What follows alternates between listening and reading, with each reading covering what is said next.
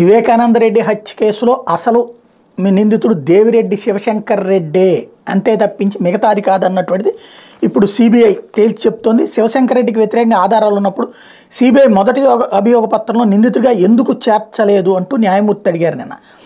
హత్యకు సంబంధించిన కీలక అంశాలు రాబట్టాలనే వ్యూహంలో భాగంగానే చేర్చలేదు అంటూ సిబిఐ తరపు న్యాయవాది కోర్టుకు చెప్పారు నిన్న. శివశంకర్ రెడ్డి దర్యాప్తు మొదటి నుంచి అందరినీ బెదిరిస్తున్నారని చెప్పారు.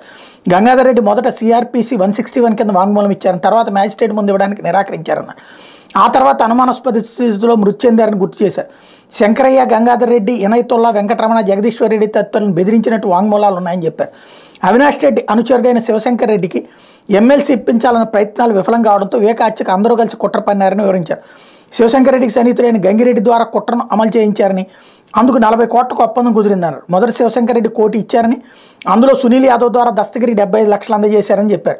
కీలకమైన సాక్షులు 30 మందిని గుర్తించామంటే న్యాయమూర్తి జోక్యం చేసుకుంటే ఎప్పట్లోగా వాళ్ళ వాంగ్మూలాలు నమోదు చేస్తారని ప్రశ్నించారు. గతంలో దాఖలు చేసిన బెయిల్ పిటిషన్ని సుప్రీంకోర్టు కూడా కొట్టేసిందని, దర్యాప్తు పూర్తయిందన్న కారణంగా బెయిల్ మంజూరు చేయరాదని చెప్పుకొచ్చింది సిబిఐ.